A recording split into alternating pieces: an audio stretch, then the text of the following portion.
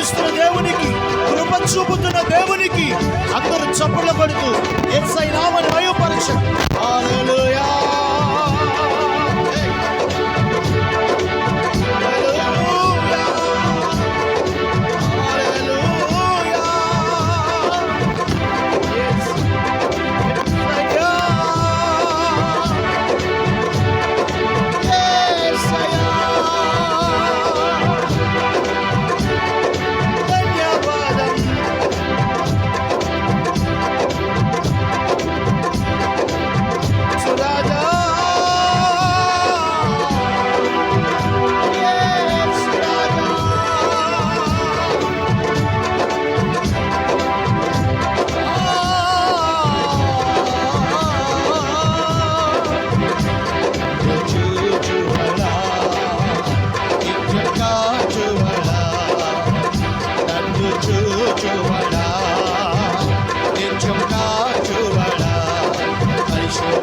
తెలుసుకున్నావు,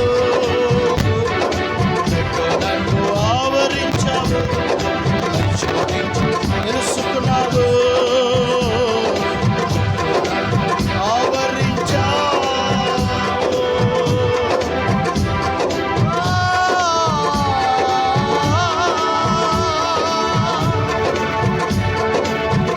ధన్యవాదం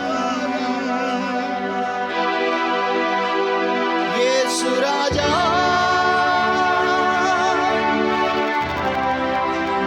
ధన్యవాదం యేసు రాజా.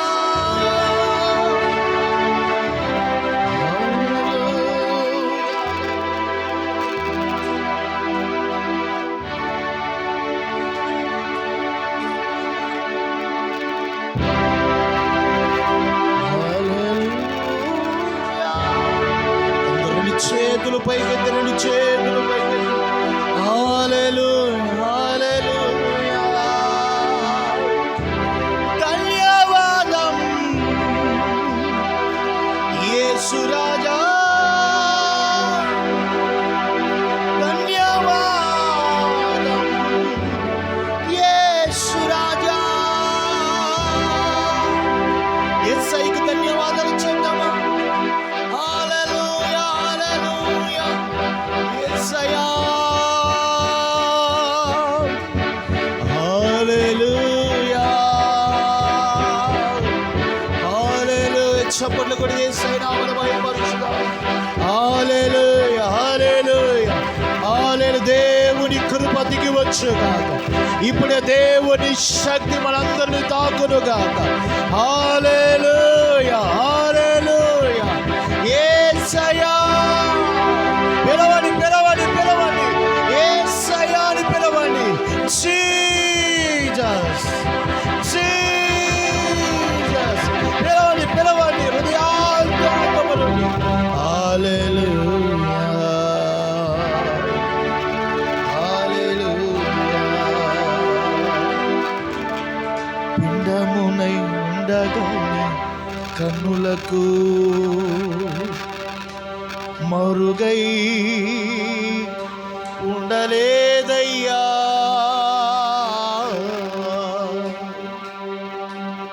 నన్ను చూచువడా, నిత్యం కాచువడా. పరిశుద్ధుడానికి వందనాలు, వందనాలు, వందనాలు, వందనాలు. హల్లెలూయా, హల్లెలూయా. ప్రార్థన చేసుకుందాం. ప్రేమ నమ్మకము కలిగిన మా తండ్రి, నీ ఘనమైన పరిశుద్ధ నామానికి వందనాలు, స్తోత్రాలు. ఈ దినమందు నీ పాద సన్నిధిలో ప్రభువా మేము రీతిగా కూడుకుని ప్రార్థించడానికి, నీ నామాన్ని స్తుతించడానికి మీరు ఇచ్చిన మంచి సమయం బట్టి వందనాలు, స్తోత్రాలు. మమ్మల్ని అందరూ మీరు దర్శించి బలపరిచి ఈ ఆరాధన మమ్మల్ని అందరినీ కూడా మీరు ఒక ప్రత్యేకమైన రీతిలో మీరు మమ్మల్ని దర్శించమని, ఏ ఒక్కరిని ఒట్టిగా విడిచిపెట్టి కృపచేత మీరు నింపమని ప్రార్థిస్తూ యేసు నామములో ప్రార్థించి వేడుకొనుచున్నాము తండ్రి. ఆమేన్, ఆమేన్, ఆమేన్, ఆమేన్. దేవుని వాక్యాన్ని చదువుకుని మనము ప్రభు బలలోనికి సమీపించుతాం.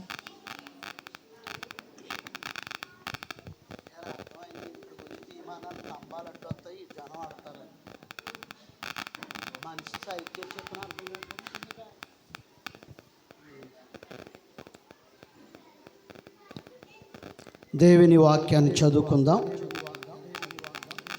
పరిశుద్ధ గ్రంథములో నుంచి యోహానుకు రాసినటువంటి సువార్త 6వ అధ్యాయము 50వ వచనం నుంచి చదువుదాం. పరిశుద్ధ గ్రంథములో నుంచి యోహానుకు రాసిన సువార్త 6వ అధ్యాయము 50వ వచనం నుంచి.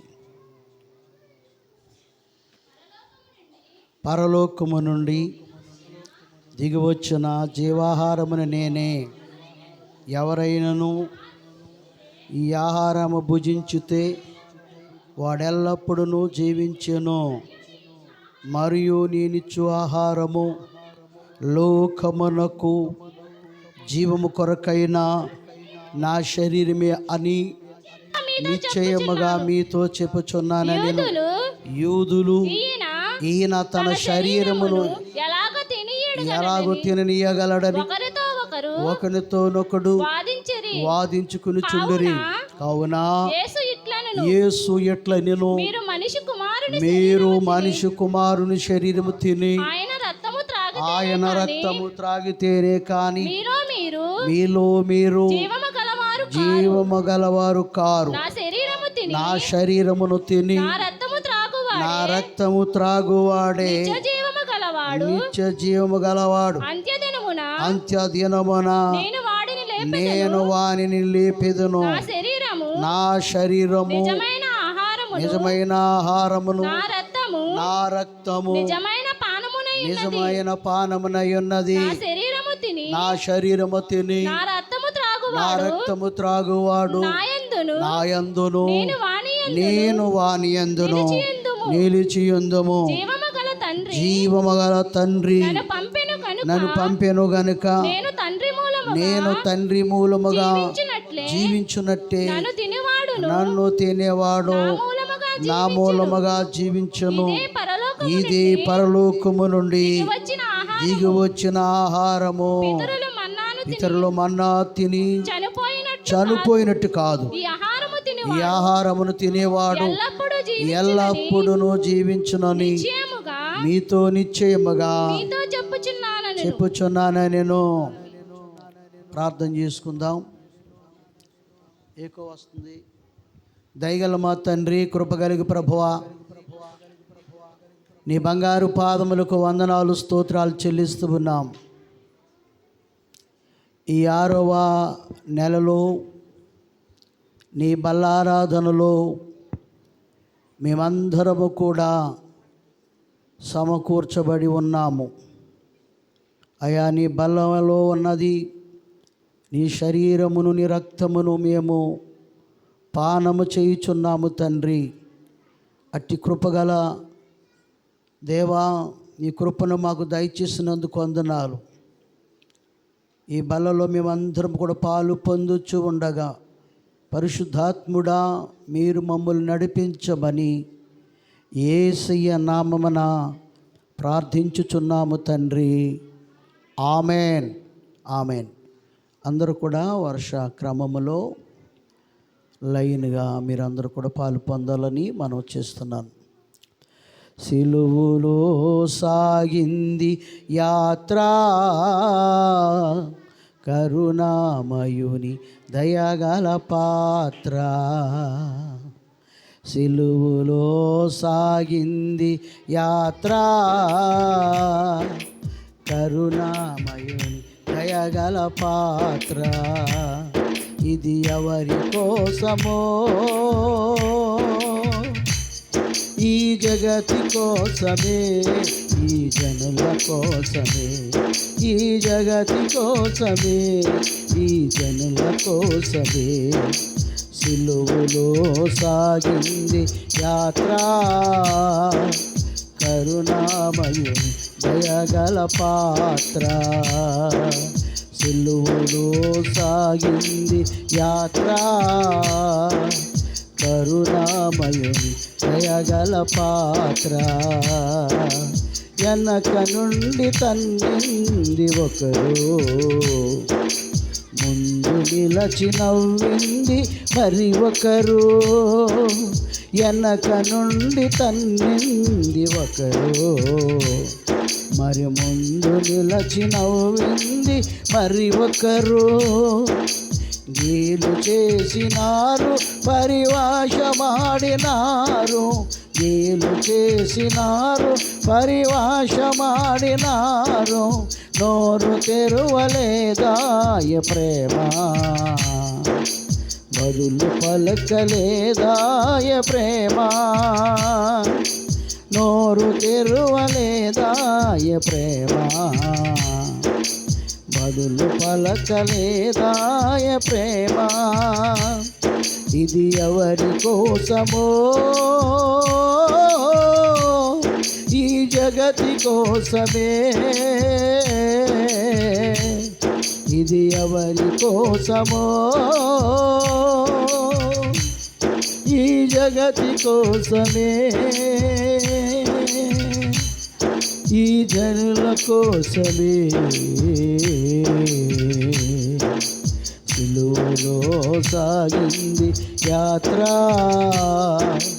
కరుణామయుని దయగల పాత్ర. సిలువలో సాగింది యాత్ర, కరుణామయుని దయగల పాత్ర. పాలుకారు దేహము పైన పాపాత్ములు కొరడాలెన్నో, పాలుకారు దేహము పైన పాపాత్ములు కొరడాలెన్నో. నాట్యమాడినాయి నడువీధును నడుపాయి, నాట్యమాడినాయి నడువీధును నడుపాయి. నోరు తెరువలేదాయ ప్రేమ, బదులు పలకలేదాయ ప్రేమ. నోరు తెరువలేదాయ ప్రేమ, బదులైన పలకలేదు ప్రేమ. ఇది ఎవరి కోసమో ఈ జగతి కోసమే, ఈ జనుల కోసమే, ఈ జగతి కోసమే, ఈ జనుల కోసమే. సిలువలో సాగింది యాత్ర, కరుణామయుని దయగల పాత్ర. సిలువలో సాగింది యాత్ర, కరుణామయుని దయగల పాత్ర. ఇది ఎవరి కోసమో ఈ జగతి కోసమే, ఈ జనుల కోసమే. ఇది ఎవరి కోసమో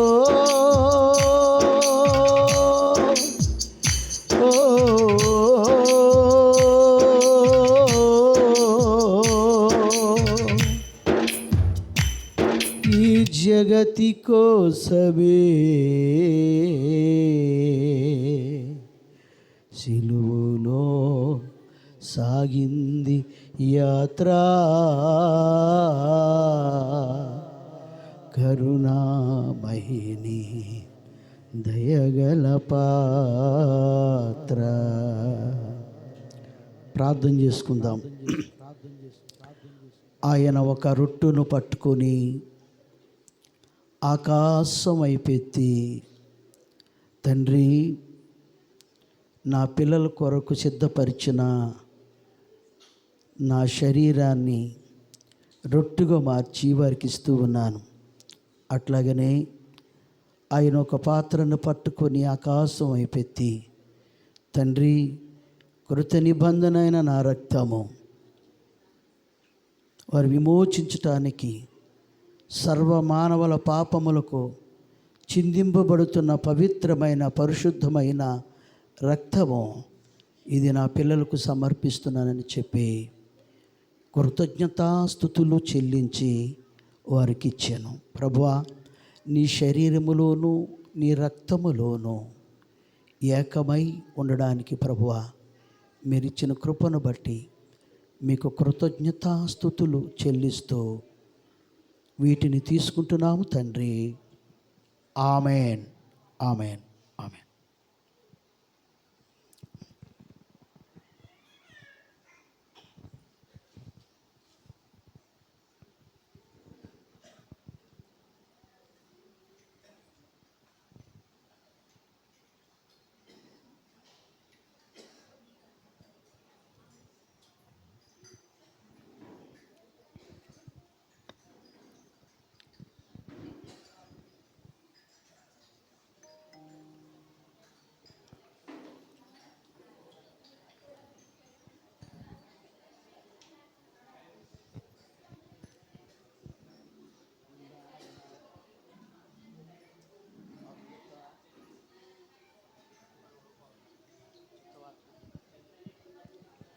దేవునికి స్తోత్రం కలుగునుగాక.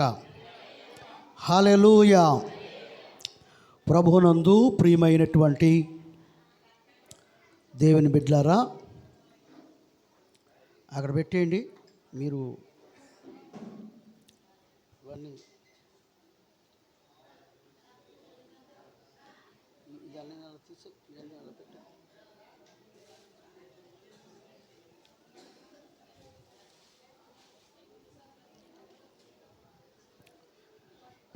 దేవునికి స్తోత్రం కలుగునుగాక. హల్లెలూయా. మీ అందరికీ ప్రభు అయిన యేసుక్రీస్తు యొక్క నామంలో శుభవందనాలు తెలియజేస్తూ ఉన్నాను. మరి ఈ సమయంలో దేవుని వాక్యాన్ని కొద్ది నిమిషాలు మనం విందాం.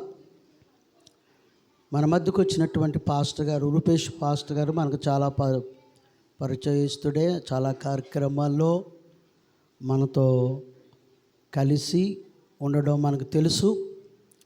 అయితే ఈ దినాన వారిని ఒక ప్రత్యేకమైన రీతిలో కార్యక్రమానికి ఆహ్వానించడం జరిగింది. వారు కొద్ది నిమిషాలు వాక్యం చెప్తారు. ఆ తర్వాత పాస్టర్ ఆనంద్ కుమార్ గారు కూడా వాక్యం చెప్తారు. శ్రద్ధ కలిగి వినేవాడు దేవుని చేత దీవించబడతాడు. దేవునికి స్తోత్రం. జాగ్రత్తగా మనం వినాలి, శ్రద్ధగా వినాలి. రండి పాస్టర్ గారు.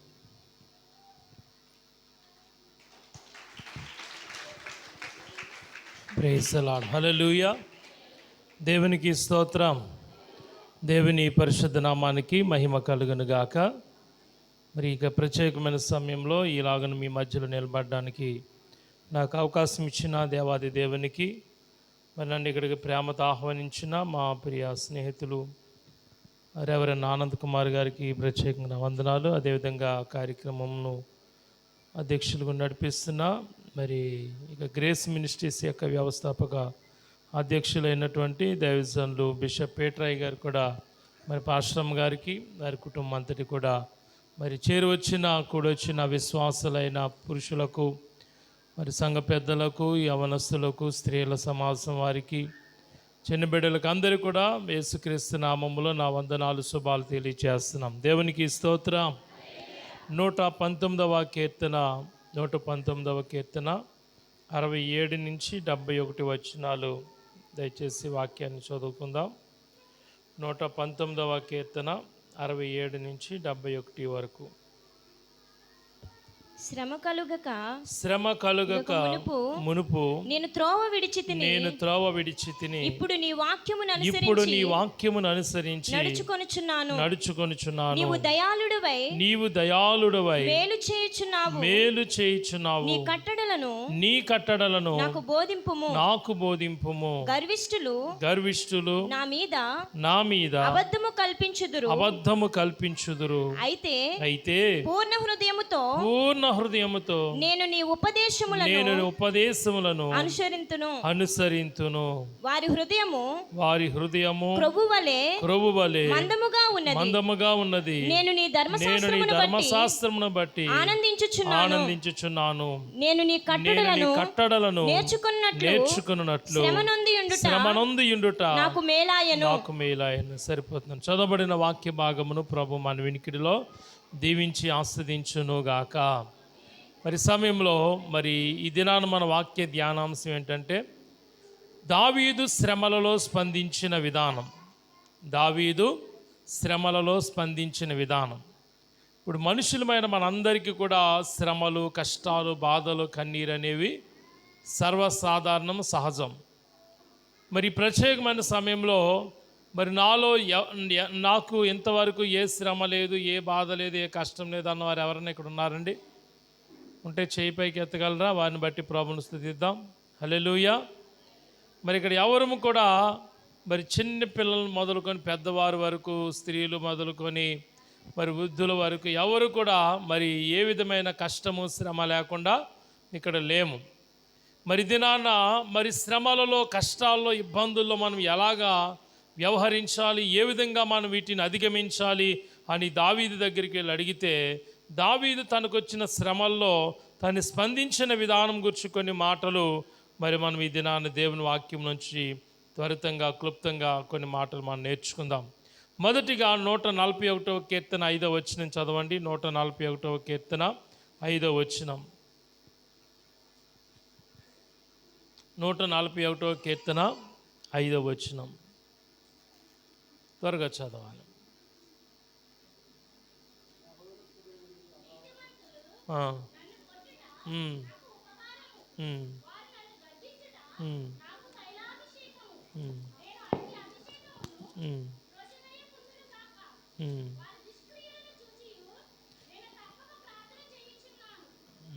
సరిపోతుంది. దేవునికి స్తోత్రం. చూడండి, ఇక్కడ శ్రమలలో దావీదు స్పందించినటువంటి విధానం కనుక మనం గమనించినట్లయితే, దావీదు శ్రమలను ఆహ్వానిస్తున్నాడు. ఏం చేస్తున్నాడండి? దావీదు శ్రమలను ఆహ్వానిస్తున్నాడు. చూడండి, మనలో ఏ ఒక్కరూ కూడా మనకు శ్రమ రాకూడదని అనుకోకూడదు. కానీ ఒకవేళ మరి ఏదైనా శ్రమ అనేది మన జీవితంలోకి ఏర్పడినప్పుడు, కలిగి ఉన్నప్పుడు, ఆ శ్రమ ద్వారా దేవుడు నాకు ఏమి నేర్పించు ఉన్నాడన్న విషయాన్ని మనము జ్ఞాపకం చేసుకోవాలి. దేవునికి స్తోత్రం. ఆ శ్రమ ద్వారా దేవుడు ఏ ఆశీర్వాదాన్ని నాకు ఇవ్వబోతున్నాడన్న విషయాన్ని మనము జ్ఞాపకం చేసుకోవాలి. దేవునికి స్తోత్రం. ఎందుకంటే బైబిల్ గ్రంథంలో ఎంతోమంది భక్తులు శ్రమ పడిన తర్వాత వారు ఆశీర్వాదాన్ని పొందుకున్నారు. ఉదాహరణకి మనం యోసేపుని గమనిస్తే, యోసేపు అన్నల చేత దూషించబడ్డాడు, ద్వేషించబడ్డాడు. మరి ఆ చెయ్యరాని నేరములు, నిందలు అతని మీద వేయబడ్డాయి. మరి అతడు గోతిలో తేయబడిన వాడు, మరి చెరసాల్లో పెట్టబడిన వాడు, అనేక రకాల శ్రమల గుండా, ఇబ్బందుల గుండా వెళ్ళినప్పుడు కూడా చివరికి మనం గమనించినట్లయితే యోసేపు ఐగుప్తు దేశానికి ప్రధానిగా మార్చబడ్డాడు. హల్లెలూయా. మరి ఇంతకుముందు యేసు ప్రభుని నమ్ముకోకముందు మన జీవితంలో శ్రమలు కలిగినప్పుడు మనందరము కూడా ఆయన చెంతకు వచ్చాం, ఆయన మనం నమ్ముకున్నాం.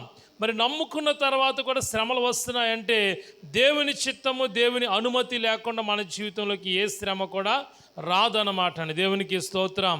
మరి యోసేపు జీవితంలో శ్రమలు కలిగినా కూడా మరి ఆ శ్రమలను ఆహ్వానించాడు. కానీ శ్రమ ఎందుకు కలిగిందని, ఈ శ్రమలు కారణము ఎవరని చెప్పి వారిని నిందిస్తూ, ద్వేషిస్తూ మరి ఆ విధంగా అతడు జీవించలేదు. కానీ ఆ శ్రమలను ఆహ్వానించాడు. హల్లెలూయా.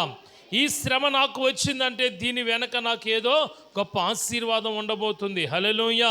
ఈ కష్టము నా జీవితంలో దేవుడు అనుమతించాడంటే దీన్ని నేను మాత్రమే తట్టుకోగలనని దేవుడు నాకు ఇచ్చాడు కనుక దీని వెనక ఏదో ఒక గొప్ప ఆశీర్వాదము ఉండబోతుందని మనం గ్రహించాలి. హల్లెలూయా.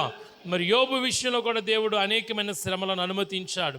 యోబు ఏమంటాడు తెలుసా? నేను శోధించబడిన పిమ్మట ఆ సువర్ణ వలె మార్చబడతానని చెప్తాడు. కాబట్టి శ్రమలు అనేవి మన జీవితాల్లో మరి గొప్ప ఆశీర్వాదాన్ని తీసుకురాబోతున్నాయి. మరి యోబును కూడా దేవుడు మునుపు ఆశీర్వదించిన దానికంటే రెండింతలుగా ఆశీర్వదించాడు. కారణం ఏంటి? తన జీవితంలో శ్రమలను ఆహ్వానించాడు. హల్లెలూయా. శ్రమ కలిగిందని త్రోవ విడిచి తప్పిపోలేదు. శ్రమ కలిగిందని దేవుని విడిచి తప్పిపోలేదు. శ్రమ కలిగిందని మరి చర్చికి రావటం మానవేయలేదు. శ్రమ కలిగిందని మరి ఆ శ్రమకు కారకులైన వ్యక్తులను దూషించుకుంటూ ఉండలేదు. అతను ఏం చేశాడు తెలిసి, శ్రమలు నా మేలు కొరికే దేవుడు ఉద్దేశించాడని శ్రమలలో సైతము దేవుణ్ణి మరి మనము స్తుతించు వారిగా ఉండాలి. దేవునికి స్తోత్రం. హల్లెలూయా. తర్వాత రెండవ విషయాన్ని జ్ఞాపం చేస్తాను. దావీదు శ్రమల్లో పరీక్ష చేసుకుని సవరించుకున్నాడు అన్నమాట అండి. కీర్తన గ్రంథము 7వ కీర్తన 4-5 వచనాలు చదవండి. 7వ కీర్తన 4-5 వచనాలు. కీర్తన గ్రంథము 7వ కీర్తన 4-5 వచనాలు చదవండి ఎవరు నాకు. నా చేత పాపము జరిగించిన ఎడల నాతో సమాధానముగా నుండువానికి నేను కీడు చేసిన ఎడల శత్రువు నన్ను తరిమి పట్టుకొననిమ్ము. నా ప్రాణమును నేలకు అనగద్రొక్కనిమ్ము. నా అతిశయాస్పదమును మంటిపాలు చేయనిమ్ము. నిర్నిమిత్తముగా నన్ను బాధించు వారిని నేను సంరక్షించి తిని కదా. దేవునికి స్తోత్రం. అంటే ఇక్కడ దావీదు శ్రమల్లో ఏం చేస్తున్నాడంటే తన్ను తాను పరీక్షించుకుంటున్నాడు, తన్ను తాను సరి చేసుకుంటున్నాడు. దేవునికి స్తోత్రం. కనుక కొన్నిసార్లు మన జీవితంలోకి శ్రమలు వచ్చినప్పుడు మనం ఏం చేయాలి తెలుసండి, మన జీవితాన్ని పరీక్షించుకోవాలి. నేను ఎక్కడైనా దేవుని సంధిలో తప్పిపోయానా, ప్రార్థన చేయటం మానివేశానా, దేవుని సంధికి వెళ్ళడం మానివేశానా, దేవునికి ఇచ్చే విషయంలో నేను ఇవ్వకుండా తప్పిపోయానా, లేకపోతే నేను ఉపవాసాలు ఉండలేకపోతున్నానా, నేను ఏ పాపం చేస్తాను, నా చేత ఏ పాపం జరిగింది, మరి ఎందుకు ఈ విధంగా శ్రమలు నా జీవితంలో అనుమతించబడుతున్నాయి అనేది మనము ఒక్కసారి పరీక్షించుకోవాలి. హల్లెలూయా, హల్లెలూయా. ఎందుకంటే ఈ లోకములో అందరికీ చూడండి, ఈ లోకంలో ప్రతి విషయంలో కూడా ప్రతి వస్తువుకు కూడా ఒక పరీక్ష అనేది ఉంటుంది. హల్లెలూయా. ఇప్పుడు చూడండి, ఇక్కడ ఈ మైక్ ఉందండి, మైక్ టెస్ట్ అని చెప్పి మైక్ని టెస్ట్ చేస్తాం, ఇలాగా పరీక్ష చేస్తాం. హల్లెలూయా. అలాగే మన జీవితాలు కూడా పరీక్షించబడతాయి. హల్లెలూయా. మన జీవితం పరీక్షించబడుతుంది, మన విశ్వాసం పరీక్షించబడుతుంది, మన భక్తి అనేది పరీక్షించబడుతుంది. మన జీవితంలో ఎంతవరకు మన విశ్వాసాన్ని కలిగి ఉన్నామనేది దేవుడు పరీక్షిస్తున్నప్పుడు ఆ పరీక్షలో మన విశ్వాసం ఏమవ్వాలండి, సువర్ణంలాగా మార్చబడాలి. హల్లెలూయా, హల్లెలూయా. చూడండి, ఈ విధంగా మన జీవితాలు వచ్చే ఇక శ్రమలలో మనం ఏం చేయాలి తెలుసండి, పరీక్షించుకోవడం ప్రారంభించాలి. హల్లెలూయా. మరి ఎంత నీతికి ఎంత యథార్థంగా నేను జీవిస్తున్నప్పటికీ ఎందుకు నా జీవితంలో ఈ శ్రమలు వస్తున్నాయని, ఎక్కడ తప్పిపోయాను, ఏ విషయంలో నేను దేవుని సందర్భ పొరపాటు చేశాను అనేది ఒక్కసారి మనం పరీక్షించుకున్నప్పుడు మరి దేవుడే మన అతిక్రమాలు మనకి జ్ఞాపకం చేస్తాడు. హల్లెలూయా. దేవుడు మనం ఎక్కడ తప్పిపోయామో దేవుడు మనకి జ్ఞాపకం చేసి మళ్ళా ప్రభువుతో సరిచేయబడడానికి ఒక మంచి అవకాశం దేవుడు మనకి ఇస్తాడండి. హల్లెలూయా. చూడండి, పేతురు చూసినట్లయితే యేసు ప్రభుని ఎరగనని అబద్ధం ఆడాడు. తర్వాత మరి తన్ను తాను పరీక్షించుకున్నప్పుడు, తన్ను తాను పరిశీలన చేసుకున్నప్పుడు వెంటనే ఏంటి నేను ఇలాగ అబద్ధం ఆడి పాపం చేశానని చెప్పి వెంటనే తన్ను తాను ఏం చేసుకున్నాడండి, మరి సరి చేసుకుని పశ్చాత్తాపపడ్డాడు. దేవునికి స్తోత్రం. కనుక ఈ యొక్క బలలో కూడా పాలు పొందేటప్పుడు ఒక మాట మనం చదువుతాం. కొరింథీయులకు రాసిన మొదటి పత్రిక 11వ అధ్యాయంలో మనం చూసినట్లయితే ప్రతి ఒక్కరూ కూడా తమ్మును తాము పరీక్షించుకొని ఈ బలను సమీపించాలంట. హల్లెలూయా. ఎందుకంటే మన చూపుల ద్వారా, మన నోటి ద్వారా, మన నడవడిక ద్వారా, మన క్రియల ద్వారా ఎన్నో పాపాలు మనము చేస్తూనే ఉంటాం. మరి గతించిన నెలలో ప్రభు బలను సమీపించినది మొదలుకొని ఈ నెల వరకు కూడా మన జీవితాన్ని పరీక్షించుకున్నప్పుడు నాలో ఏ పాపం లేదని ఎవరు మనం చెప్పగలమండి?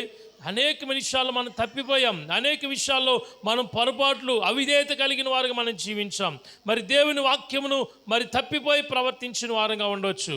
కనుక ఈ దినాన మనం ఏం చేయాలంటే మన జీవితాలు మనం పరీక్షించుకున్నప్పుడు, మన లోటుపాట్లను మనం సవరించుకున్నప్పుడు మరి ఆ శ్రమలు అనేవి మన జీవితాన్ని ఏం చేస్తాయండి, మరి దేవుని సంధిలో మరి పరీక్షించుకోవడానికి, సవరించుకోవడానికి మనకు ఎంతగానో ఉపయోగం కలుగుతుంది. దేవునికి స్తోత్రం. హల్లెలూయా. మూడో విషయాన్ని జ్ఞాపం చేస్తున్నాను. శ్రమలలో మనం ఏం చేయాలి తెలుసండి, దేవుని మీద ఆధారపడాలి. కీర్తన గ్రంథం 26వ కీర్తన మొదటి వచనం చదవండి. 26వ కీర్తన మొదటి వచనం. 26వ కీర్తన చూడండి. యెహోవా, నేను యథార్థవంతుడనై ప్రవర్తించుచు ఉన్నాను, నాకు తీర్పు తీర్చుము. ఏమియూ సందేహపడకుండా యెహోవా యందు నేను నమ్మిక ఉంచి ఉన్నాను. దేవునికి స్తోత్రం. చూడండి, ఎవరి మీద ఆధారపడుతున్నాడండి? దేవుని మీద ఆధారపడుతున్నాడు. హల్లెలూయా. మనం దేవుని మీద ఆధారపడితేనే శ్రమల్లో నిలబడగలుగుతాం. దేవుని మీద కాకుండా మనకు బంధువులు ఉన్నారు, స్నేహితులు ఉన్నారు, నాకు డబ్బు ఉంది, నాకు బలం ఉంది, నాకు బలగం ఉందని మనము మనుషులను ఆధారంగా చేసుకున్నట్లయితే మన శ్రమల్లో మనం నిలబడలేం. దేవునికి స్తోత్రం. హల్లెలూయా. శ్రమల్లో జ్ఞానము కానీ, డబ్బు కానీ, బలము కానీ ఏది కూడా మన జీవితాల్లో మరి మనలను విడిపించలేదు, తప్పించలేదు. కనుకనే శ్రమల్లో మనం ఎవరి మీద ఆధారపడాలండి? దేవుని మీద ఆధారపడాలి. ఇక్కడ ఇక పైన స్లాబ్ అంతా కూడా మరి ఇలాగ నిలబడిందంటే దేని మీద ఆధారపడిందండి? చుట్టూ ఉన్న పిల్లర్స్ మీద ఆధారపడింది. హల్లెలూయా. మరి ఈ రోజున నువ్వు యొక్క నీ జీవితంలో స్థిరముగా నువ్వు నిలబడాలంటే, మరి ఆ శ్రమల్లో పడిపోకుండా, ఆ శ్రమల్లో తప్పిపోకుండా నీవు ఉండాలంటే దేవుని మీద మాత్రమే ఆధారపడాలి. హల్లెలూయా. దేవుని మీద ఆధారపడితే దేవుడు ఏం చేస్తాడని మనకి తన సహాయాన్ని అనుగ్రహిస్తాడు. చూడండి, మనుషుల మీద లేకపోతే సైన్యం మీద ఆధారపడినటువంటి సౌలు ఏం చేశాడండి? ఆ గొల్యాతు యొక్క స్వరాన్ని విని, గొల్యాతు యొక్క ప్రగల్భాలు విని, గొల్యాతు యొక్క మరి దేహ దారుఢ్యాన్ని, ఆ యొక్క కత్తిని లేకపోతే అతని యొక్క మరి రూపాన్ని చూసి సౌలు ఏం చేశాడు? భయపడిపోయాడు. అతని సైనికులు కూడా భయపడిపోయారు. కానీ దేవుని మీద ఆధారపడినటువంటి దావీదు ఎప్పుడైతే అక్కడికి వచ్చాడో ఏం జరిగింది తెలుసండి? మరి దావీదు అతని యొక్క ఎత్తు రూపాన్ని చూడలేదు, కానీ తాను యుద్ధము యెహోవాదని దేవుని మీద ఆధారపడ్డాడు. హల్లెలూయా. మరి ఈ రోజున మన శ్రమల్లో ఎవరి మీద మనం ఆధారపడొద్దు. నాకు నీకు ఏదన్నా కష్టం వస్తే, శ్రమ వస్తే నాతో చెప్పుగా నేను తీరుస్తానని చెప్పిన వారు ఎంతోమంది మీతో ఉండొచ్చు.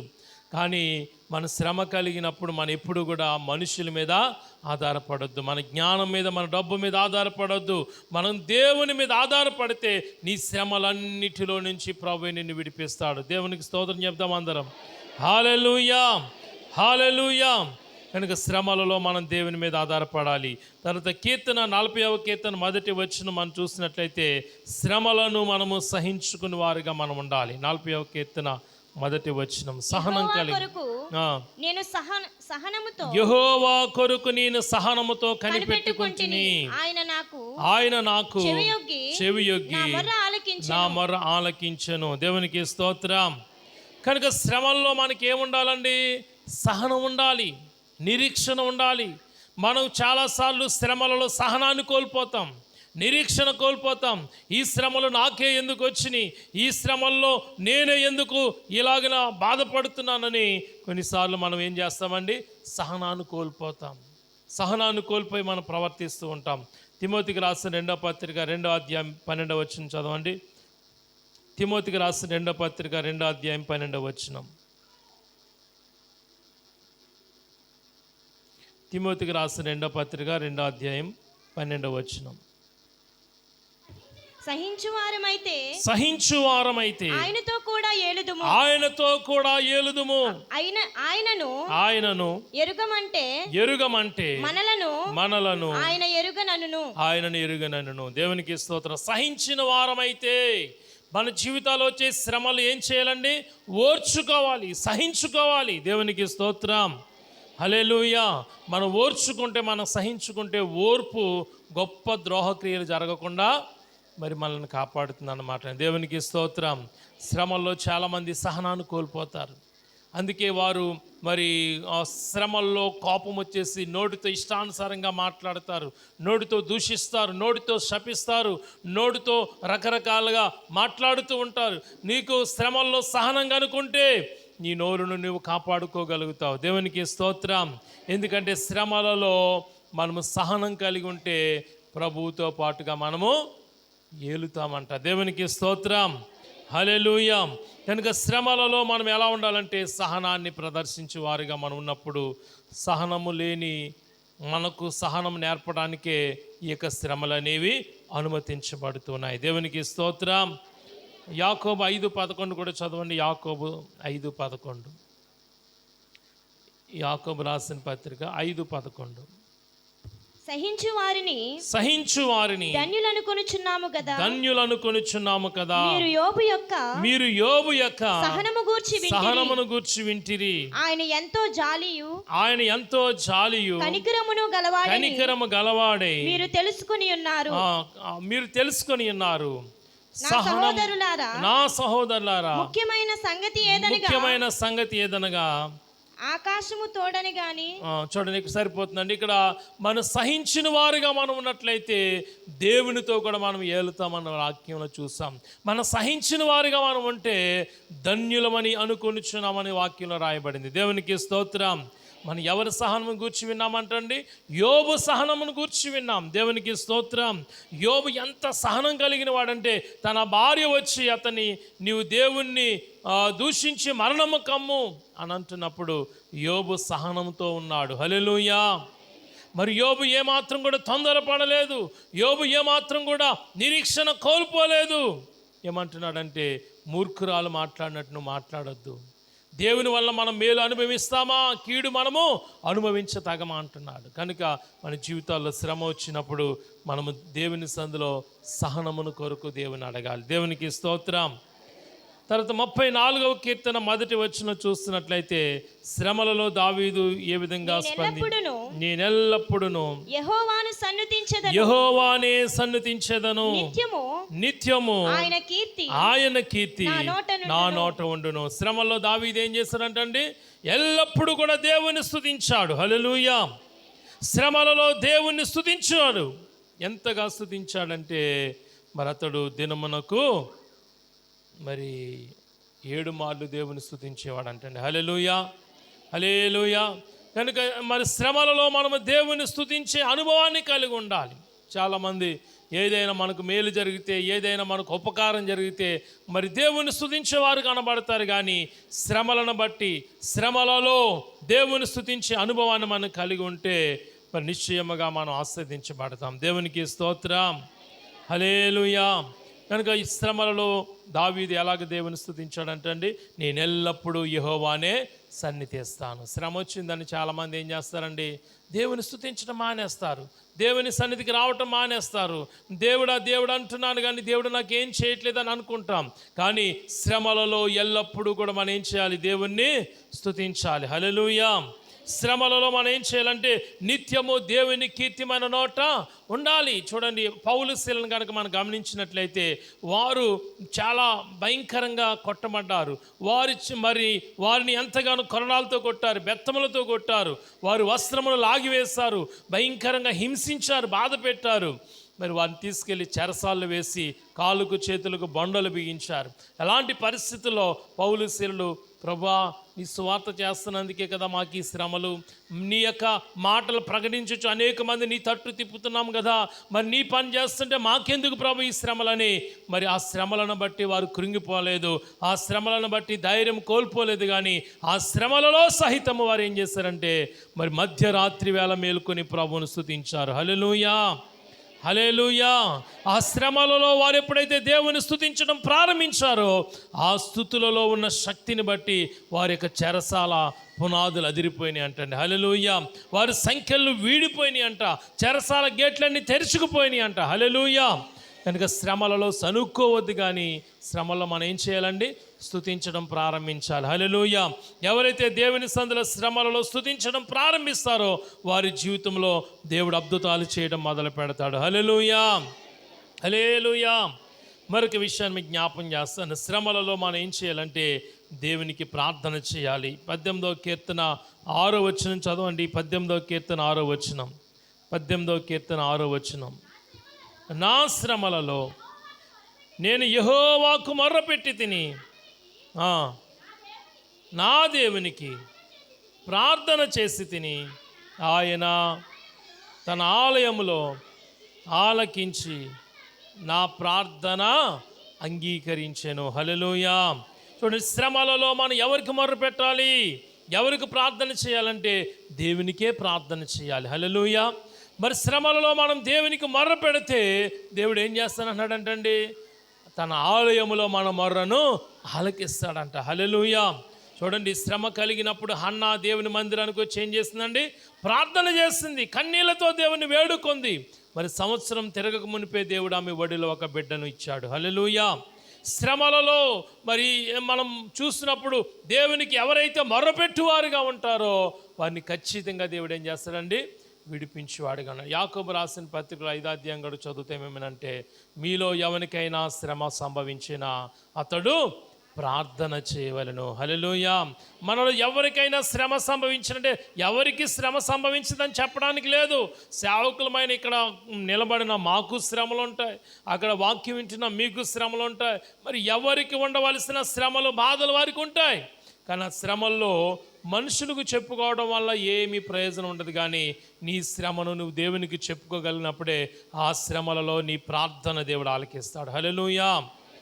వాళ్ళు వీళ్ళు ప్రార్థన చేయమని అడగడం కాదండి, నీకు నీవే ఆ శ్రమలో మరి నీవు ఎలాగైతే ప్రార్థన చేస్తావో ఆ ప్రార్థన మరి దేవుడు ఖచ్చితంగా ఆలకిస్తాడు. కారణం ఏంటి తెలుసా?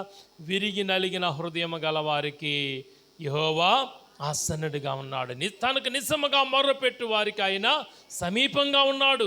కాదు ఈ దినము నీ జీవితంలో దేవుని సందులో ఉన్నటువంటి నీవు ఏ శ్రమ గుండా నీవు వెళ్తున్నావు నాకైతే తెలియదు. కానీ మరి ఆ శ్రమలలో నీవు దేవునికి మొర్రపెట్టడం నేర్చుకోవాలి. హల్లెలూయా. దావీదు అదే చేశాడు. తనకు కలిగిన శ్రమలన్నిటిలోంచి కూడా దావీదును దేవుడు విడిపించడానికి గల కారణం ఏంటంటే శ్రమలలో మనం ఎక్కువగా చేయవలసిన పని ఏంటో తెలుసండి? ప్రార్థన. ప్రార్థన. చివరిగా 7వ విషయాన్ని జ్ఞాపకం చేసుకుని ముగించుకుందాం. మరి 119వ కీర్తన 50వ వచనం చూడండి. 119వ కీర్తన 50వ వచనం. 119వ కీర్తన 50. నీ వాక్యము నన్ను బ్రతికించి ఉన్నది, నా బాధలలో ఇదే నాకు నెమ్మది కలిగించుచున్న. 97వ వచనం కూడా చదవండి. 97వ వచనం. 97వ వచనం. నీ ధర్మశాస్త్రము నాకు ఎంతో ప్రియముగా ఉన్నది. దినమెల్లా నేను దానిని ధ్యానించుచున్నాను. అంటే శ్రమలలో మనము దావీదు వలె ఏం చేయాలి తెలుసండి? దేవుని వాక్యాన్ని ఎక్కువగా ధ్యానించాలి. హల్లెలూయా. మనం ఎప్పుడైతే శ్రమ కలిగినప్పుడు బైబిల్ తెరిచి దేవుని వాక్యాన్ని చదువుతామో దేవుడు మనతో మాట్లాడతాడు. హల్లెలూయా. నువ్వు ఏ శ్రమలో ఉన్నావు ఆ శ్రమలో గొప్ప ఆదరణ, గొప్ప ధైర్యము, గొప్ప నెమ్మది ప్రభు నీకు ప్రసాదిస్తాడు. అందుకే దావీదు తన అనుభవపూర్వకంగా చెప్తున్నాడు, నేను శ్రమలలో మరి దేవుని వాక్యమును చదువుతున్నప్పుడు నీ వాక్యమే నన్ను బ్రతికించింది. హల్లెలూయా. దేవుని వాక్యం మనల్ని బ్రతికిస్తుంది. దేవుని వాక్యమే మన శ్రమల్లో, మన బాధల్లో, మన కష్టాల్లో మనకు నెమ్మదిని కలిగిస్తుంది. మనుషులు మనకు నెమ్మదిని ఇవ్వలేరండి. హల్లెలూయా. చాలామంది డబ్బు ఉంటే మనకి ఏ శ్రమలు ఉండవు అనుకుంటారు. డబ్బు మనకి నెమ్మదిని ఇవ్వలేదు. మనకి ఎవరి వల్ల ఎటువంటి నెమ్మది కలగదు. కానీ దేవుని వాక్యమును చదువుతూ ధ్యానిస్తున్నప్పుడే మన ఉపద్రవముల్లో, మన శ్రమల్లో సైతము దేవుడు మనకు ధైర్యాన్ని, బలాన్ని, శక్తిని మనకు అనుగ్రహిస్తాడండి. దేవునికి స్తోత్రం. 119వ కీర్తనలోనే 67వ వచనం ఒకసారి చదవండి. 67వ వచనం. శ్రమ కలగక మునుపు నేను త్రోవ విడిచి నడిచి తిని, ఇప్పుడైతే నీ వాక్యమును అనుసరించి నడుచుకొనుచున్నాను. ఎప్పుడు త్రోవ విడిచి వెళ్ళిపోయాడంట? శ్రమ కలగక మునుపు త్రోవ విడిచి ఇష్టానుసారంగా ఈ లోకములు ఎలా పడితే అలా జీవించాడు. కానీ శ్రమ కలిగినప్పుడు ఇప్పుడు ఏం చేస్తున్నాడు? దేవుని సంధికి వస్తున్నాడు. దేవుని వాక్యాన్ని అనుసరించి జీవించడం ప్రారంభిస్తున్నాడు. హల్లెలూయా. ఈ రోజున మన జీవితంలో వచ్చే శ్రమలను బట్టి మరి మనం ఒకవేళ త్రోవ విడిచి తప్పిపోయి తిరుగుతున్నామేమో. చాలామంది దేవుడు వారిని దీవించే వరకు, దేవుడు వారిని ఆస్వాదించే వరకు దేవుని సంధిలో ఎంతో విధేయతగా, ఎంతో నమ్మకంగా, ఎంతో చక్కగా జీవిస్తారు. మరి దేవుడు వారిని ఆస్వాదించిన తర్వాత వారు ఎక్కడికి వెళ్ళిపోతారండి? లోకములోకి వెళ్ళిపోతారు. వారి ఇష్టానుసారంగా జీవిస్తారు. ఇంకా దేవుడు నాకు అక్కర్లేదు అనుకుంటారు. మళ్ళా శ్రమలు కలుగుతాయి, కష్టాలు కలుగుతాయి, బాధలు కలుగుతాయి. అప్పుడు మళ్ళీ ఎక్కడికి వస్తారండి? వాళ్ళు దేవుని సంధికి వస్తారు. మరి ఈ రోజున మన జీవితంలో శ్రమ కలగక మునుపు ఏ తప్పుడు త్రోవల గుండా, చెడు మార్గాల గుండా, మనకి ఇష్టమైన త్రోవల గుండా మనం వెళ్ళిపోయిన వారుగా మనం ఉన్నామేమో. కానీ ఈరోజు నీకు శ్రమ కలిగినప్పుడు, ఇదిగో ప్రభా, ఇక నుంచే నేను ఈ వాక్యాన్ని అనుసరించి జీవిస్తాను, నీ చిత్త ప్రకారంగా నేను మరి జీవిస్తానని చెప్పాలి. మరి ఇక్కడ 71వ కీర్తనలో కూడా ఏమనుందంటే, నేను నీ కట్టడలను నేర్చుకున్నట్లు శ్రమనందు ఇండుట నాకు మేలాయను. అంటే దేవుని వాక్యం మనం నేర్చుకోవాలంటే మనకు శ్రమలలో మరి శ్రమ పొంది ఉండటం మనకు మేలు అంటండి. దేవునికి స్తోత్రం. హల్లెలూయా. కనుక ఈ రోజున మరి ఆ శ్రమలలో గొప్ప ఆదరణ, గొప్ప ధైర్యము, గొప్ప నెమ్మది మనము ఇక దావీదు వల్ల మనం పొందుకోవాలంటే శ్రమలను మనం ఆహ్వానించాలి. హల్లెలూయా. శ్రమలలో మనం పరీక్ష చేసుకుని సవరించుకోవాలి. శ్రమలలో మనం దేవుని మీద ఆధారపడటం నేర్చుకోవాలి. శ్రమలను సహించటం మనం నేర్చుకోవాలి. శ్రమలలో దేవుని స్తుతించే అనుభవాన్ని మనం కలిగి ఉండాలి. శ్రమలలో దేవునికి ప్రార్థించే వారిగా మనం ఉండాలి. చివరిగా శ్రమలలో మనం ఎక్కువగా దేవుని వాక్యాన్ని ధ్యానించాలి. దేవుని వాక్యాన్ని మనం వినాలి. ఎందుకంటే శ్రమల్లో అపవాదైన సాతాను వచ్చి మనలో రకరకాల చెడు ఆలోచనలు, చెడు తలంపులు కలిగిస్తాడు. కనుక మనం విశ్వాసం అనే మరి దేవుని వాక్యం అనే ఖడ్గాన్ని పట్టుకుని మనము సాతాన్ని ఎదిరించే వారిగా మనం ఉండాలి. మరి అపవాది యొక్క స్వరమునకు మనం చోటు ఇవ్వకుండా ఉండాలంటే దేవుని వాక్యాన్ని నిరంతరం మనం ఏం చేయాలి? ధ్యానించాలి, చదవాలి. మన హృదయాల్లో అది నింపుకొని ఉంటున్నప్పుడు శ్రమలను జయించగలుగుతాం. శ్రమలలో దేవుడు మన కొరకు దాచి ఉంచిన గొప్ప ఆశీర్వాదాలు మనం పొందుకుంటాం. అలాంటి కృపను పరిశుద్ధాత్మ దేవుడు మనందరికీ దయచేయనుగాక. ఆమె. నాకు ఈ అవకాశం ఇచ్చిన దైవజనులకు వందనాలు చెల్లిస్తూ వారికి సమయాన్ని ఇస్తాను. ప్రైజ్.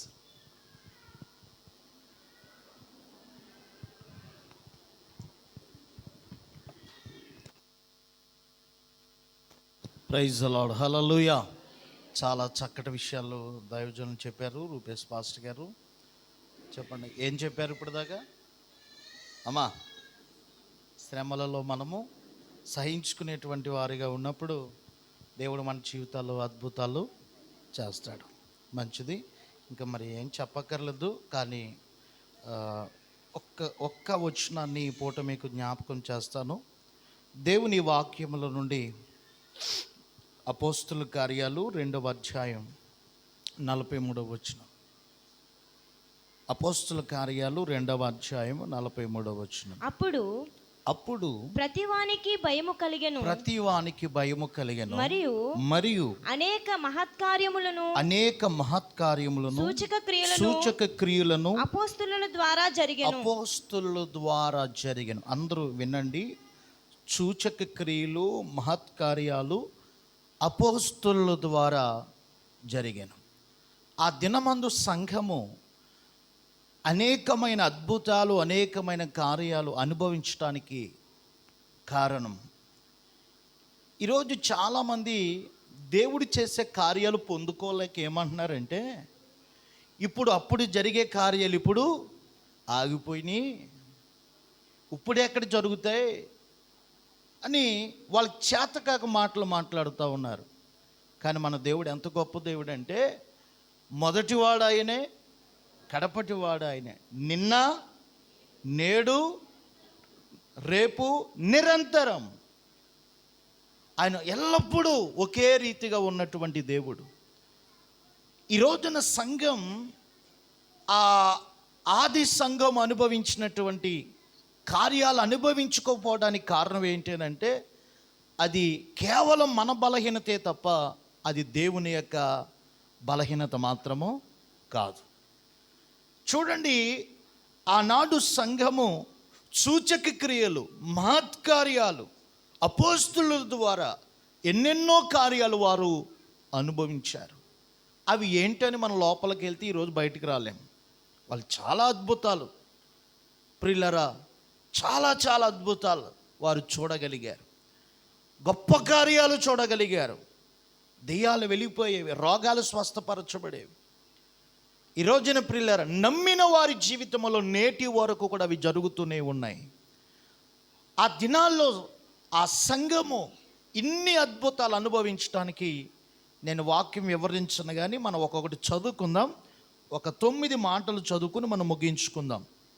42వ వచనం నుండి మనం చదువుకుందామండి. మొదటిగా, మీరు అపోస్తుల బోధ యందును సహవాసమునందును రొట్టె విరుచుట యందును ప్రార్థన చేయుట యందును ఎడతెగక ఉండిరి. దేవునికి స్తోత్రం. హల్లెలూయా. మొట్టమొదటిగా వారు కలిగి ఉన్నటువంటి మంచి అనుభవం ఏంటంటే, సహవాసాన్ని వారు అంటుపెట్టుకుని ఉన్నారు. చెప్పండి అమ్మా, చెప్పాలి. సహవాసం అంటుపెట్టుకుని ఉన్నారు. ఈ పూట సహవాసము అనేది మనకి చాలా ఇంపార్టెంట్. అర్థమైందండి? ఎవరితో తిరిగితే వాడు బుద్ధులు వస్తాయి అంటారు. అలాగే భక్తి జీవితంలో కూడా మనకి ఇష్టం వచ్చినట్లు భక్తి చేయకూడదు. పిల్లరా, బైబిల్ సంఖ్యలో పెట్టుకుని ఇష్టానుసారంగా మనం నడవకూడదు. దానికి ఒక క్రమం ఉంది, దానికి ఒక పద్ధతి ఉంది. ప్రియమైనటువంటి దేవుని బిడ్డలారా, సహవాసము అనేది చాలా ఇంపార్టెంట్. కొన్ని సహవాసాలకు మనం వెళ్ళినప్పుడు మనకున్న ప్రార్థన జీవితం పోద్ది. కొన్ని సహవాసాలు మనం చూసినప్పుడు ప్రియులారా ఉన్న భయము కాస్త పోద్ది. కొన్ని సహవాసాలు చూసినప్పుడు అప్పుడు దాకా వినే వాక్యము అలవాటు కూడా మనలో తప్పికిపోద్ది. అప్పుడు దాకా ఉన్నటువంటి భయము కూడా పోద్ది. కనుక సహవాసం అనేది చాలా ప్రాముఖ్యం. అందుకే రూతు బోయాజు పొలములో పనిచేస్తున్నప్పుడు అక్కడ బోయాజు అంటాడు, ఇదిగో ఈ పొలములో ఉన్న నీవు ఏరే పొలములోనికి కనబడకూడదు. దేవునికి స్తోత్రం, హల్లెలూయా. కొంతమంది ఆగరండి బాబు, తెగ తిరిగేస్తారు. దేవునికి స్తోత్రం, హల్లెలూయా. ఆగరు, తెగ తిరిగేస్తారు. ఇంతగా ఎలగబెట్టేది ఏమన్నా ఉందంటే చివరికి ఏమీ ఉండదు. నేను ఒక మాట చెప్తాను, నీ నీతికి నీ విశ్వాసానికి కార్యాన్ని జరిగించేవాడు దేవుడు ఒక్కడే. నువ్వెంత తిరిగినా నీకు ఆవేశం మిగులుతా తప్ప నిన్ను ఎవరూ బాగు చేయలేరు. ఆయన బాగు చేయగలిగిన వాడు దేవుడు ఒక్కడే. ఆయన పాదాలు పట్టుకుంటే చాలు. దేవునికి స్తోత్రం, హల్లెలూయా. చాలామంది ఆవేశం వచ్చినట్టుగా తిరుగుతారు, అక్కడికి అక్కడికని. పాలకొల్లు ఇడిచిపెట్టరు, హైదరాబాద్ ఇడిచిపెట్టరు, బెల్లంపల్లి ఇడిచిపెట్టరు, లేకపోతే గడిగుడ్డు ఇడిచిపెట్టరు. ప్రియమైనటువంటి దేవుని బిడ్డలారా, నువ్వు అక్కడ ఇక్కడ తిరగటం కాదు, నువ్వు సహవాసములో సరిగా ఉండాలి. Praise the Lord. చెప్పాలి. ఎక్కడ ఉండాలి? సహవాసములో సరిగా ఉండాలి. నీకు దేవుడిచ్చిన సహవాసములో నమ్మకంగా ఉండాలి. రెండవది, వాక్యములో నువ్వు నిలవాలి. చెప్పండి, ఏం చేయాలమ్మా? చెప్పాలి. వాక్యములో నిలవాలి. వాక్యములో నువ్వు నిలవాలి. ఆది సంఘం అద్భుతాలు పొందడానికి కారణం ఏంటనంటే, తన సేవకులతో ఈ దేవుడు ఏ సహవాసం ఇచ్చాడో, ఏ సహవాసములో వారు రక్షించబడ్డారో, ఏ సహవాసములో వారు బలపరచబడ్డారో ఆ సహవాసాన్ని వాళ్ళు విడిచిపెట్టలేదు. రెండవది, వాళ్ళు వాక్యములో నిలుచున్నారు. చెప్పండి, వాక్యములో నిలుచున్నారు. ఈరోజు మనము వాక్యం మీద కట్టబడితే మన ఎట్టి పరిస్థితిలో పడిపోయే ప్రసక్తి ఉండదండి. వాక్యం మీద సంఘము కట్టబడాలి. వారు వాక్యములో నిలిచి ఉన్నారు. మూడవది, ఎడతెగక వారు ఏం చేశారు? ప్రార్థన చేశారు. హల్లెలూయా. చెప్పండి, వాళ్ళు ఏం చేశారమ్మా? ప్రియులారా, వీళ్ళు ప్రార్థన చేయరు. ప్రార్థన చేయమని ఊరంతా తిరుగుతారు. దేవునికి స్తోత్రం. నువ్వు ప్రార్థన చేయకుండా ఎవరో ప్రార్థన చేస్తే నీకేం ప్రయోజనం వస్తుంది? అసలు నువ్వు యోగ్యంగా ఉండాలి. ముందు నీవు యోగ్యంగా ఉండాలి. నువ్వు యోగ్యంగా లేకుండా, ప్రియమైన దేవుని బిడ్డలారా, పాస్టర్ గారు నీ మీదకి ఎంత దించినా అది నీకేం రాదు. అది అయోగ్యమైన, ఆ ఇల్లు అయోగ్యమైనది అయితే ఆ సమాధానం వారి వెంటే వచ్చేస్తుందని చెప్పాడు. కనుక నీవు ప్రార్థన చేయాలి. ఇప్పుడు సంఘానికి ఒకటి అలవాటు అయిపోయింది. ఏంటనంటే వాళ్ళు ప్రార్థన చేయరు. ప్రియులారా, ఈ ప్రార్థన చేసే బోర్డులు చూసుకుంటున్నారు ఈ మధ్య. ఆ టీవీల్లో పరుగులెట్టుకెళ్ళిపోతున్నారు. ఏంటి? దేని కొరకో? ప్రార్థన కొరకు. నువ్వు ప్రార్థన చేయకుండా నువ్వు ఎక్కడెక్కడికో పరుగులెడితే ప్రయోజనం ఏమీ లేదు. నువ్వు ప్రార్థన చేయి. సంగమగా దేవుడు మనకిచ్చినటువంటి ఒక నియమము ఏంటి అంటే, మనం సహవాసములో నమ్మకంగా ఉండాలి.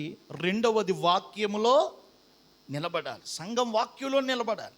వాక్యానికి నువ్వు వేరుగా ఏం చేస్తాను నువ్వు ఫలించలేవు. నాకు వేరుగా ఉండి నువ్వు ఏమయో చేయలేవు అన్నాడు ఆయన. ఇంకా అంత చాలు, మనకి వెరీ క్లియర్. నువ్వేదేదో చేస్తానంటే కుదరదు. నువ్వు వాక్యంలోనే నిలబడాలి. మూడవది, నువ్వు ప్రార్థన చేయాలి. నాలుగవది, మనం చూస్తే మనము రొట్టె విరుచుటలో మనం నమ్మకంగా ఉండాలి.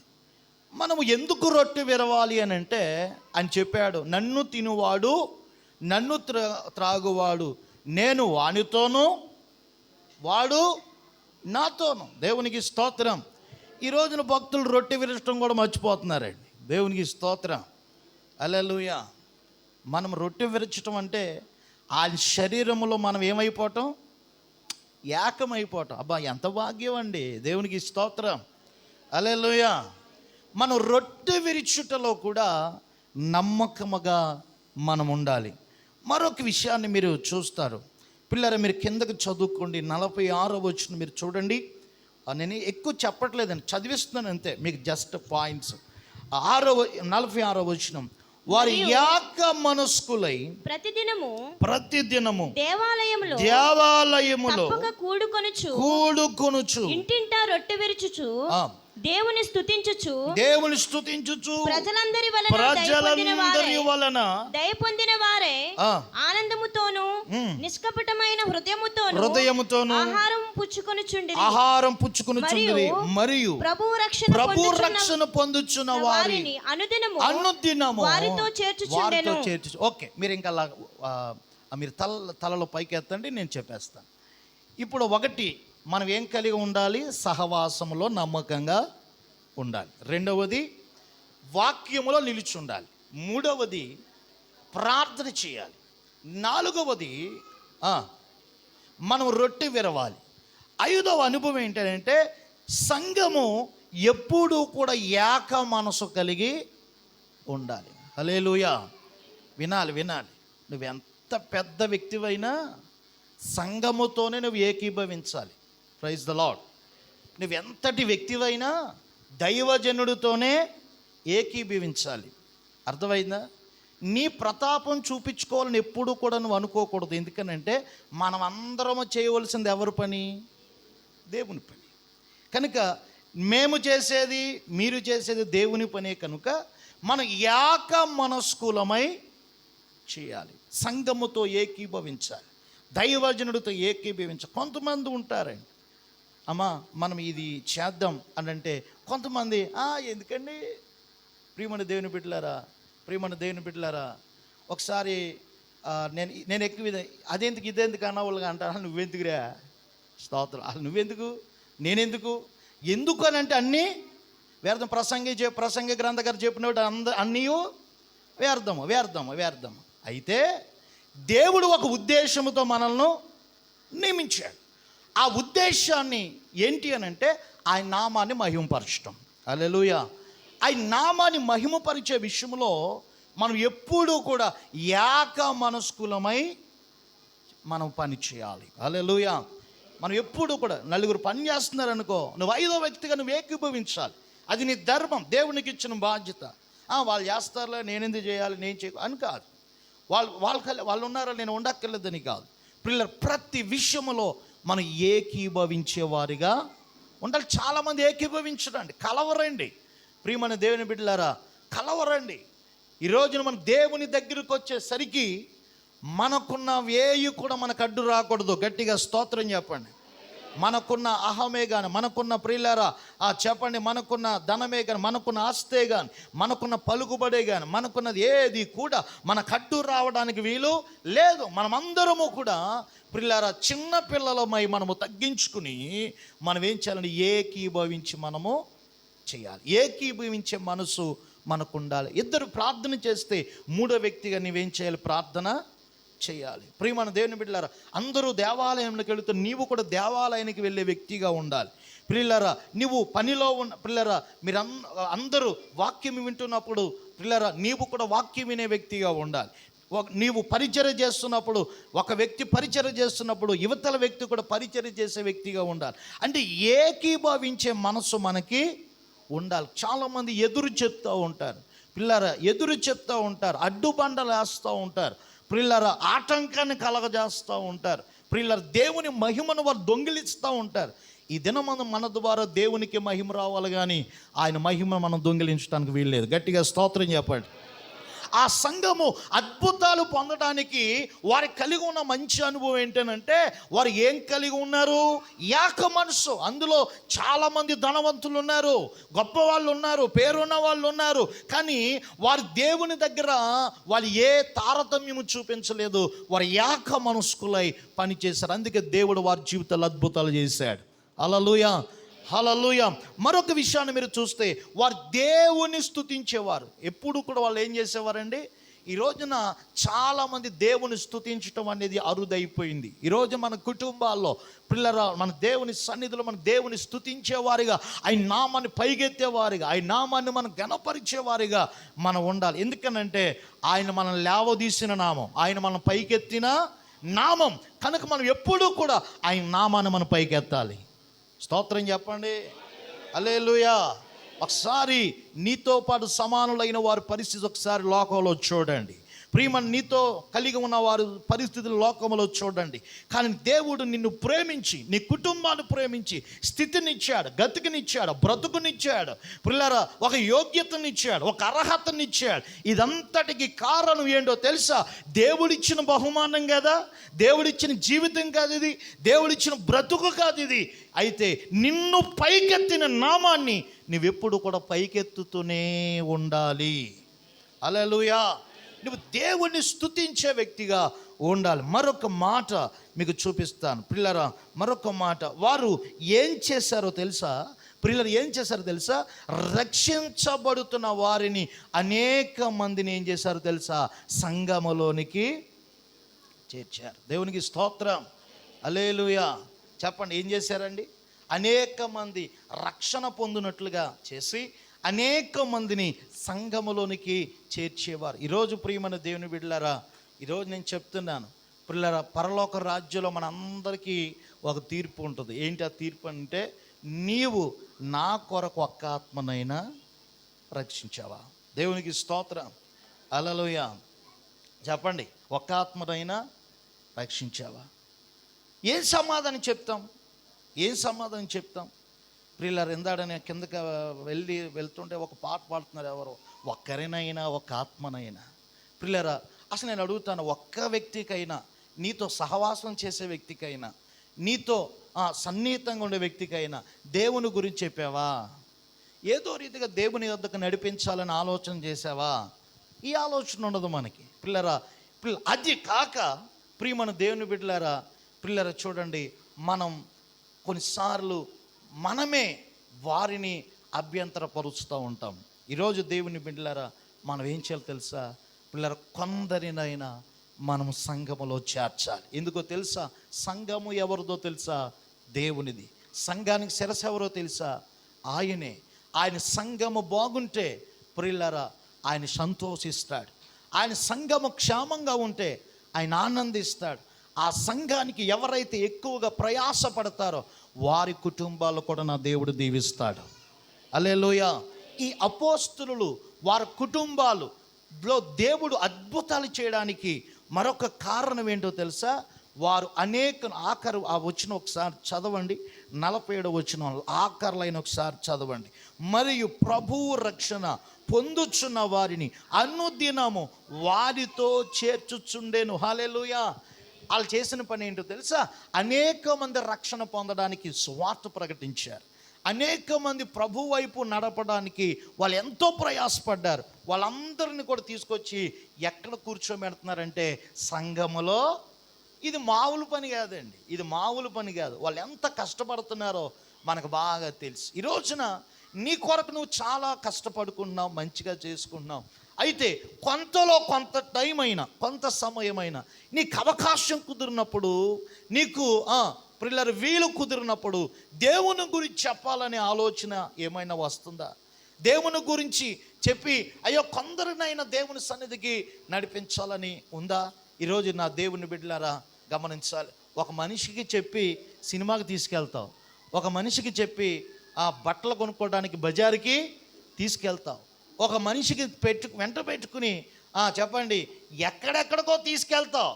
అదే ప్రేమతో, అదే సహవాసముతో నువ్వు దేవుని మందిరాన్ని తీసుకురాలేవా? రారా, ఇవాళ మీటింగ్ జరుగుతుంది, కూర్చోరా నాతో పాటు వచ్చి పిల్లరా. నువ్వు ఆ పని చేస్తే వాడు కన్ను మాటలని దేవుని మాటలు వింటాడండి. ఈరోజు మనిషిని మనం మార్చలేం. మనిషిని దేవుని దగ్గర నడిపిస్తే ఆ మనిషిని దేవుడు మారుస్తాడు. దేవునికి స్తోత్రం. హల్లెలూయా.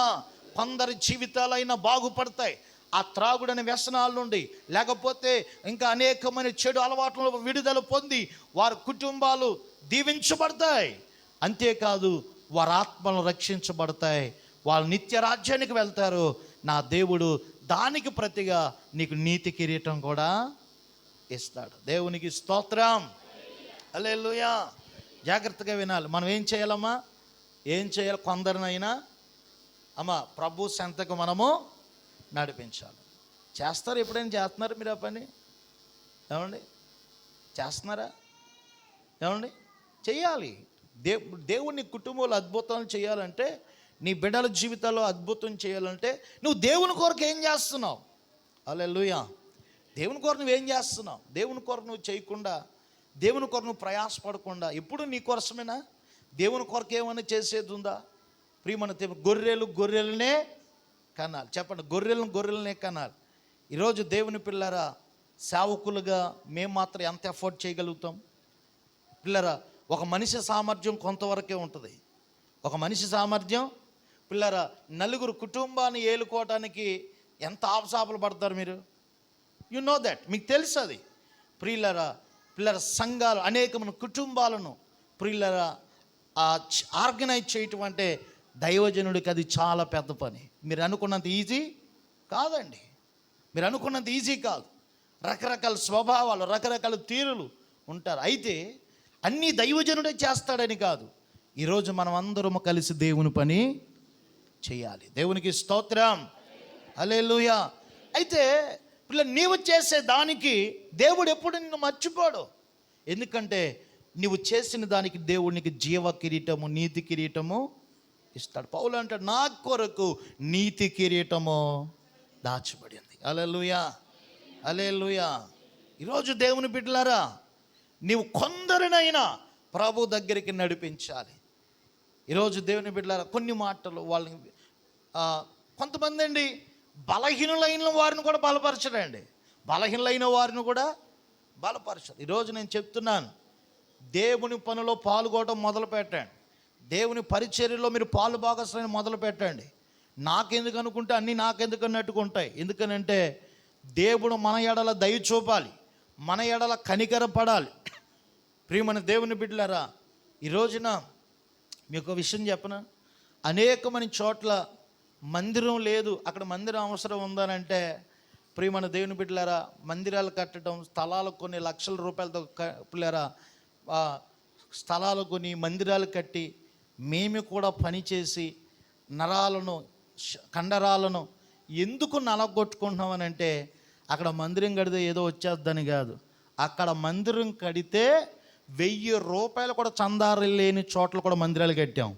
ఎందుకు అని అంటే, మనకి ఇక్కడ లేకపోయినా అక్కడ ఉంటుంది. స్తోత్రం చెప్పండి. ఇక్కడ లేకపోయినా చెప్పండి, ఎక్కడ ఉంటుంది? అక్కడ ఉంటుంది. దేవునికి స్తోత్రం. అదే డబ్బు బ్యాంకులో వేసుకుంటే ఎలా వడ్డీ వస్తుందో కూడా తెలుసు. 3 రూపాయలు వడ్డీకి ఇస్తే ఎంత డబ్బు వస్తుందో కూడా తెలుసు. హల్లెలూయా, హల్లెలూయా. కానీ ప్రియులారా, మనం ఎక్కడ కిరీటం పొందాలి? చెప్పండి, ఎక్కడ పొందాలి? దేవుని దగ్గర. హల్లెలూయా, హల్లెలూయా. ఈరోజు స్థలం కొనటం ఎంత కాస్టో మీకు తెలుసు. ఒక ఇల్లు కడితే ఎంత అవుతుందో తెలుసు. అర్థమైందండి? కట్టేవాళ్ళకి ప్రతి ఒక్కరికే తెలుస్తుంది. మాకు ఎవరు సిమెంట్ బస్తా ఊరికే ఇవ్వరు. ఏమండి, మాకు ఎవరు వచ్చి ఊరికే పని చేయరు. ప్రియమైన దేవుని, ఇన్ని వర్క్స్ చేసామనంటే ఎక్కడ రిమార్క్ ఉండదు మనకి. ఏ కొట్టు ఈరోజు 1,00,000 రూపాయలు పంపించమంటే 1,00,000 రూపాయల మెటీరియల్ ఇమ్మీడియట్గా పంపించే వాళ్ళు ఉన్నారు. కానీ పిల్లరా, వాళ్ళకి తెలుసు పాస్టర్ గారు మనకు కరెక్ట్గా ఇచ్చేస్తారు. ఈరోజు ఇన్ని పనులు మనం చేయగలుగుతున్నామంటే ఎవరు ఊరికినెవరు, మనమే ఇవ్వాలి. ఇంత భారమైన పని చేయడానికి కారణం ఏంటంటే, ఎక్కడ బహుమానం పొందాలని? దేవుని రాజ్యంలో. దేవునికి స్తోత్రం. ఆ మనీ దాయటము తెలుసు, ఆ మనీ మనం ఇన్కమ్ జనరేషన్ చేయడము తెలుసు. కానీ ప్రియమైన దేవుని బిడ్డ పౌలు అంటాడు, దేవుని యొక్క శక్తి పొందుట కొరకు నేను సమస్తమును దేంతో ఎంచుకున్నాను? పెంటతో ఎంచుకున్నాను. కొన్నిసార్లు మనం వాటిని పెంటతో ఎంచుకోవాలి. ఈ లోకంలో ఉన్న దాన్ని మనము విడిచిపెట్టకపోతే, వాటి మీద ఉన్న మక్కువ మనం చంపుకోకపోతే దేవుని బహుమానం మనం పొందలేం. దేవునికి స్తోత్రం. మూలవాక్యానికి వద్దాం. అపోస్తులు ఏం పొందారు? అపోస్తుల ద్వారా చెప్పాలి. వాళ్ళు ఏం పొందారు చెప్పండి? మహత్కార్యాలు. చెప్పండి. సూచక క్రియలు. అందరూ చెప్పండి. మహత్కార్యాలు, సూచక క్రియలు. మహత్కార్యాలు, సూచక క్రియలు. ఈ మహత్కార్యాలు, సూచక క్రియలు మనం పొందాలి అని అంటే ఆ సంఘం ఏం చేస్తుందో మనం చేయాలి. ఆ సంఘం ఏం చేసింది? అమ్మ చెప్పాలి. నిద్రపోతున్న వాళ్ళందరూ గట్టిగా స్తోత్రం చెప్పండి. చెప్పండి అమ్మా. అబ్బా, దేవునికి స్తోత్రం. ఆ సంఘం ఏం చేసింది? మీరు అందరూ చెప్పాలి. ఒకటి చెప్పండి. రెండవది, మూడవది చెప్పండి.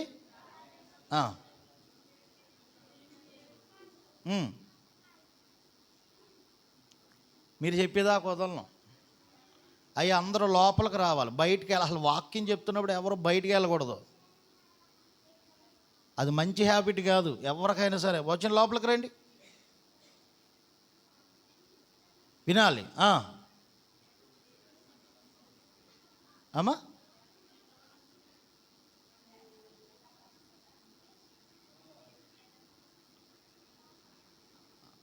చెప్పాలి. ఒకటి అమ్మా, మీరు వినలేదు. మరి వినకుండా ఎలా కుదురుతుంది? మీకు లైన్గా చెప్పాను కదా. ఒకటి నేను చెప్తాను, మీరు నాకు మళ్ళీ చెప్పాలి. భోజనాల మీద మనసు వదిలేయండి. ఉంటే తిందాం, మీద లేదు. అది దేవునికి స్తోత్రం.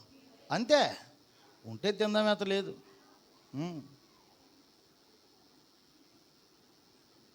మేము 10 గంటలకు ప్రారంభించాం, త్వరగా రమ్మని. మీరు రారు. 12ంటికి క్లోజ్ చేసేద్దామని మీరు రాలేదు. ఒకటి చెప్పండి. వారి సహవాసములో అమ్మా సహవాసములో నడిచారు. రెండవది వాక్యములో నడిచారు. మూడవది ప్రార్థన యందు నిలకడగా ఉన్నారు. నాలుగవది రొట్టె విరిచేవారు. నాలుగవది వాళ్ళు ఏక మనసుతో ఉన్నారు. ఐదవది వాళ్ళు దేవుణ్ణి స్తుతించేవారు. ఆరవది అమ్మా రక్షణ పొందిన వారిని సంఘములో అంటే ఆత్మలతో నింపేవారు. వారు 47వ వచనంలో వారు నిష్కపటముగా ఉండేవారు. అమ్మ ఎలా ఉండేవారు? నిష్కపటంగా. వాళ్ళు ఏ కల్మషము ఉండేది కాదు. ఇంకా మనం 9వ విషయాన్ని మనం చూస్తే వారు కలిగి ఉన్న దానిని పేదలకు, అవసరతలో ఉన్న వారికి ఇచ్చేవారు. రాయబడి ఉందమ్మా, ఉందా? ఇదయో కాక వారు తమ చరాస్తులను అమ్మి అందరికీ ఇచ్చేవారు. అంతేకాదు 4వ అధ్యాయం 37వ వచనంలో వారి స్థిరాస్తులు, వారి చరాస్తులు అమ్మి అపోస్తుల పాదాల దగ్గర ఆయన సేవ కొరకు ఇచ్చేవారు. దేవునికి స్తోత్రం, హల్లెలూయా. ఇప్పుడు మీరు చెప్తారు, 9 విషయాలు చెప్తారు మీరు. ఒకటి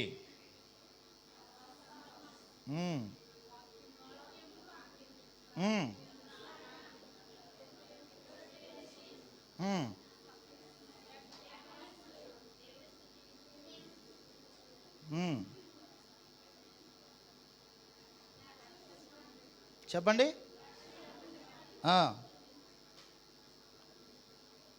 వాళ్ళ ఆత్మలతో నింపేవారు. ఓకే.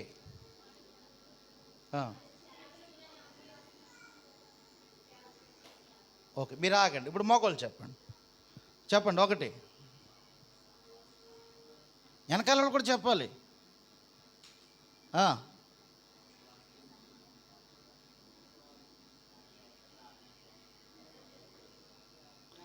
వెనకాల వాళ్ళు అలా మాట్లాడట్లేదు. చెప్పాలి అంటే మీరు ఈ వాక్యం వినట్లేదనమాట. అయ్యా వింటున్నారు, ఏం వింటున్నారు? ఇంట్లో గుర్తుండాలిగా. సినిమా డైలాగులు మర్చిపోతారా మీరు? చెప్పండి అమ్మా, మర్చిపోరు. సీరియల్లో డైలాగులు మర్చిపోతారా? మేము మర్చిపోతామన్న వాళ్ళు ఒకసారి స్తోత్రం చెప్పండి. మేము మర్చిపోతాం అన్నవాళ్ళు. మీరు మర్చిపోతారు కాబట్టి ఆ కేబుల్ బిల్ కట్టడం మానేయండి. ఎందుకు? మీరు మర్చిపోతారుగా. అవి మర్చిపోరు, కానీ వాక్యం మర్చిపోతారు, వాక్యం వినరు. నువ్వు వాక్యం వినట్లేదు కాబట్టి మందిరంలో కూర్చోలేకపోతున్నారు చాలామంది. మనం ఎంతటి వాళ్ళమైనా మన ప్రభుకి ఇచ్చే 2-3 గంటలైనా చాలా జాగ్రత్తగా ఉండాలి. మన వారానికి ఒకసారి 2-3 గంటలు నువ్వు దేవుని మందిరంలో సరిగా కూర్చోలేకపోతున్నావు అని అంటే నీ విధేయత అసలు ఏంటి దేవుని దగ్గర? మీరు ఒక్క వారానికి ఒక్కరోజు కూర్చోవటానికి అంత ఇబ్బంది అయితే రోజులో 5-6 గంటలు మేము ఎక్కడ కూర్చోవాలి? అవును, ఎందుకంటే దేవుడు మనం ఏదో కష్టాజీతం పని చేసుకుంటాం, కానీ ఏది ఏమైనా దేవునికి ఇచ్చే సమయాన్ని మనము దేవునికి ఇవ్వాలి. దేవుని సమయాన్ని దేవునికి ఇవ్వాలి. దేవునికి ఇచ్చే సమయంలో చాలా జాగ్రత్తగా ఉండాలి.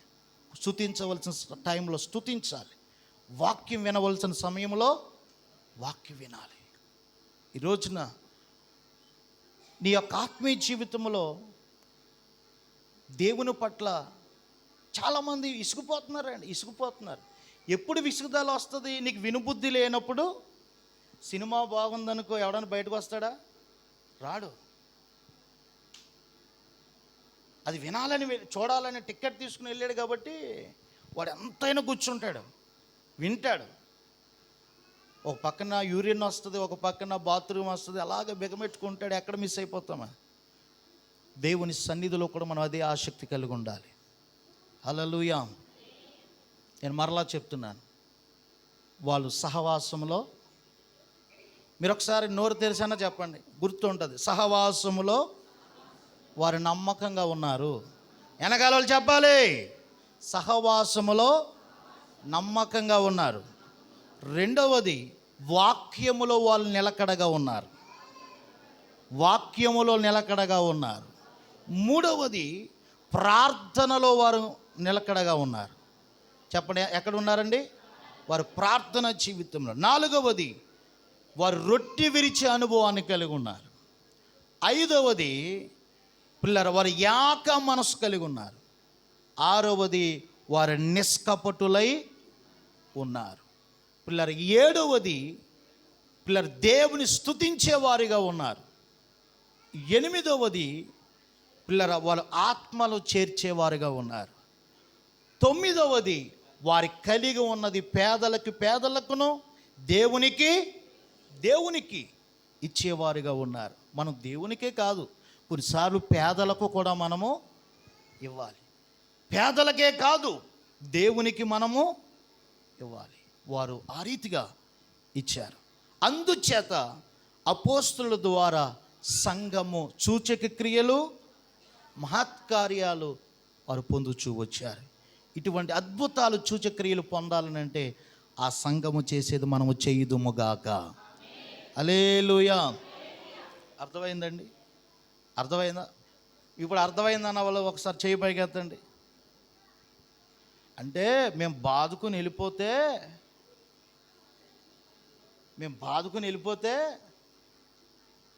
మీరు కూడా హల్లెలూయా అంటారు. తర్వాత మీరు వినట్లేదు కాబట్టి దేవుని సన్నిధిలో మీరు ఓర్చుకోలేకపోతున్నారు. దేవుని మీద ఆసక్తి మీరు చూపలేకపోతున్నారు. వాక్యం వినేవాడు ఎప్పుడు దేవునిలో విసిగిపోడు. వాక్యం వినేవాడు దేవునిలో త్రొట్టెళ్ళిపోడు. దేవుని వాక్యం వినేవాడు ప్రియులరా, వాడు తీరు మొత్తం కంప్లీట్గా మారిపోద్ది. హల్లెలూయా. వాళ్ళ స్వభావాలు మారిపోతాయి, వాళ్ళ తీరు మారిపోద్ది.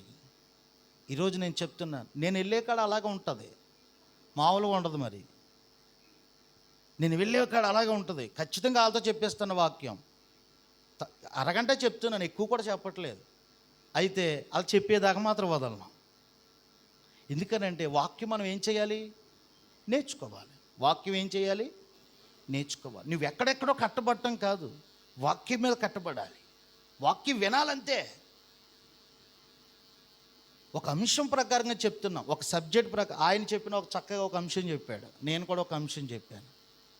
మన అద్భుతాలు మహత్య కార్యాలు పొందాలి అని అంటే ఆ సంఘాన్ని మనం ఏం తీసుకోవాలి? ఆదర్శంగా తీసుకోవాలి.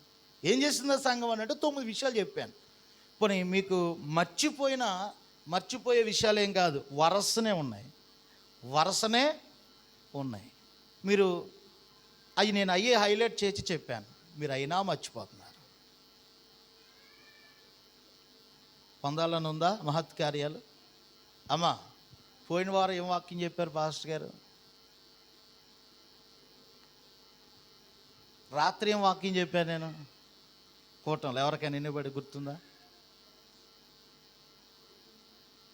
రాత్రి ఏం వాక్యం చెప్పాను?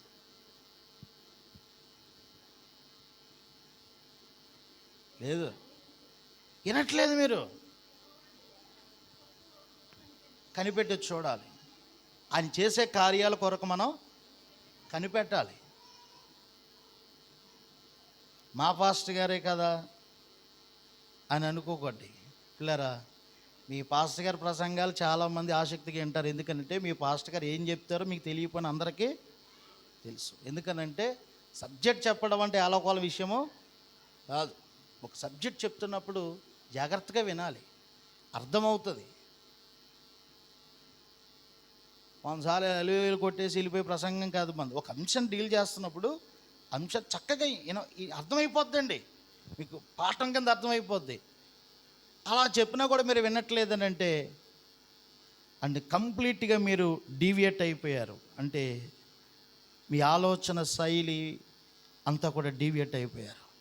నేను ఒకటి చెప్తున్నాను, దేవుణ్ణి మనం పక్కన పెట్టి దేవుని నిర్లక్ష్యం చేసి మనం ఏమీ పొందుకోలేం. నేను మరలా చెప్తున్నాను, దేవుని నిర్లక్ష్యం చేసి ఆయన సన్నిధిని, ఆయన వాక్యాన్ని నిర్లక్ష్యం చేసి మనం ఏమీ సాధించలేం. దేవుని మనం ప్రేమించాలి. ప్రేమించటం అంటే ఆయన మాట వినడమే కదా. నన్ను ప్రేమించేవాడు నా ఆజ్ఞలను గైకుంటాడు, నన్ను ప్రేమించేవాడు నా ఆజ్ఞలు గైకుంటాడు అన్నాడు. అంతే. ఆయన ప్రేమించలేనోడు, ఆయన మాట వినలేనోడు దేవుని ఎలా ప్రేమిస్తాడు? ఇది ఇంపాసిబుల్. దేవుని వాక్యం వినలేనివాడు, దేవుని వాక్యం గైకోలేనివాడు దేవుని ప్రేమించలేడు. దేవుని ప్రేమించేవాడు ఆయన మాట వింటాడు, ఆయన వాక్యం వింటాడు. మీకు ఒక విషయం తెలుసా? ఒక దైవజనుడు ఎవరైనా వాక్యం చెప్తే పొర్రపాటున ఒక మాట మిస్ అయితే ఆ మాట కొరకు ఆ 2-3 గంటల ప్రోగ్రామ్ అంతా నేను రివీల్ చేసుకుంటాను ఆ మాట వినటానికి. ఎందుకనంటే ఆ మాట మిస్ అయితే ఆ ప్రసంగం అంతా ఎలా ఉంటుంది? ఇన్కంప్లీట్గా ఉంటుంది. అవునా కదా? ఎలుతుగా ఉంటుంది. ఒక రిఫరెన్స్, ఒక మాట మిస్ అయితే అది ఎక్కడైనా దొరుకుతుందేమో, ఆ యూట్యూబ్లో ఉంటుందా, అది ఎక్కడ ఉంటుందని చూస్తూ ఉంటాం. ప్రియమైన దేవుని బిడ్డలారా, నిజంగా మన మీటింగ్స్లో ఒకసారి మన కంగారులో దైవజనం చెప్పి మిస్ నేను అప్పుడప్పుడు మళ్ళీ ఏం చేస్తానంటే అవి లైవ్ చూసుకుని వింటూ ఉంటాను. ఎందుకనంటే వాక్యం విలువైనదండి, వాక్యం మనం బ్రతికిస్తుందండి. హల్లెలూయా. వాక్యాన్ని వినండి, చక్కగా రండి దేవుని మందిరానికి, ఓపికతో కూర్చోండి. రేషన్ షాప్ కాడ ఉన్న ఓపిక, నువ్వు పనికాడికి వెళ్ళిన ఓపిక. పనివాడు చెప్తాడు 9 గంటలకే పని అయిపోద్దిరా అంటాడు, 2-3 ఆటలు వేయాలంటాడు, 1 గంట అయిపోద్ది, కడుపు కాలిపోద్ది. వచ్చేస్తావా? పని చేసే వస్తావు. ఓపిక, పనికాడ ఉన్న ఓపిక. ఒక గవర్నమెంట్ ఆఫీసులో బాబు 9 గంటలకు రమ్మంటాడు, ఇప్పుడు ఆయన బయటికి వెళ్ళాడు, వస్తాడు 12 దాకా అంటే కూర్చోమా? ఎక్కడైనా మనం కలిగి ఉన్న ఓపిక దేవుని మందులో మనకి ఎందుకు ఉండట్లే? జాగ్రత్తగా గమనించాలి. యేసు నామములో మన లోపాలు మనం విడిచిపెడుదుము గాక. హల్లెలూయా. లోపాలు మనలో పెట్టుకుని పాస్టర్ గారి మీద, సంఘాన్ని మీద మనం రుద్దటం కాదు. ఓపిక కలిగి ఉండాలి మనం. ఎంఆర్ఓ ఆఫీస్కి వెళ్ళి ఎంఆర్ఓకి ఎదురు చెప్తారా అమ్మా? ఎంఆర్ఓ ఆఫీస్కి వెళ్ళి ఎంఆర్ఓ గారికి ఎదురు చెప్తారా? పోలీస్ స్టేషన్కి వెళ్ళి పోలీస్ స్టేషన్లో ఎదురు చెప్తారా? 5 గంటలు రమ్మను, ఏంటి 9 అయినా రాత్రి 9 అయినా రాలేదని అంటారా? ఏమండి? ఎందుకంటే అంటే వాళ్ళు ఏమంటారో మీకు తెలుసు. అంతకంగారేంటి అంటారు. మరి దేవుడు, జీవం కలిగిన దేవుని దగ్గరికి వచ్చిన మనకి ఎంత ఓపిక కలిగి ఉండాలి, ఎంత ఒబీడియన్స్ కలిగి ఉండాలి, ఎంత క్రమం కలిగి ఉండాలి, ఎంత విధేయత కలిగి ఉండాలి. వచ్చి నిద్రపోయిన వాళ్ళు కొంతమంది, వచ్చి బయటికి వెళ్ళిపోయిన వాళ్ళు కొంతమంది, వచ్చి కింద ఆడుకునే వాళ్ళు కొంతమంది, వచ్చి పెడచెవితో ఉన్న వాళ్ళు కొంతమంది. You can correct it. ఇది మంచి పద్ధతి కాదు. ఒకసారి మందిరంలోకి అడుగు పెట్టిన తర్వాత చాలా ఇంపార్టెంట్ పని అయితేనే మనం బయటికి వెళ్ళాలి. బయటికి వెళ్ళకూడదు. ఎందుకు బయటికి వెళ్తారు నాకు అర్థం కాదు. ఆ హ్యాబిట్ ఏంటో అర్థం కాదు. ఏదో పొరపాటు 1, 2 సాధారణం, అది శరీరం, అది తప్పదు. దేవుని వాక్యం చెప్తుంది, మనం దేవుని సన్నిధిలో విధేయత కలిగి, ఓపిక కలిగి ఆయన మాటలు మనం విందాం. దేవుడు చేసే మహత్కార్యాలు, సూచక్రియలు మనము పొందుకుందాం. ఆమేన్. అందరూ గట్టిగా స్తోత్రం చెప్పండి. చెప్పాలి గట్టిగా. హల్లెలూయా, హల్లెలూయా, హల్లెలూయా. దేవుడి మాటలు మన వినికిలో దీవించునుగాక. దేవునికి స్తోత్రం కలుగునుగాక. నేను అల్లులు చెప్తే మీరు చెప్పరా? గట్టిగా దేవునికి స్తోత్రం చెబుదాం. హల్లెలూయా. అద్భుతమైన చక్కటి వర్తమానాలు మనం విన్నాం. శ్రమ కలిగినప్పుడు దేవునిలో ఎలా ఉండాలో, ఏ విధంగా ఉండాలో మొదటి దైవజనుని చేత విన్నాం. రెండవ వర్తమానం, ఆదిమ సంఘం అద్భుతాలు, మహత్కార్యాలు, సూచక్రియలు చూడడానికి గల కారణం ఏంటి అని అంటే ఆ సంఘం నడిచిన రీతి. 9 అనుభవాలను మనం చూసాం. ప్రియమైన దేవుని బిడ్డలారా, అలాగే మనం కూడా ఆదిమ యొక్క సంఘమును అనుసరించి నడవాలి. దేవునికి స్తోత్రం కలుగునుగాక. ప్రార్థన చేసుకుందాం. చిన్న ప్రార్థన. తల వంచండి. దయగల మా తండ్రి, కృపగలిగిన మా ప్రభువా, నీ బంగారు పాదములకు వందనాలు, స్తోత్రాలు చెల్లిస్తున్నామయ్యా.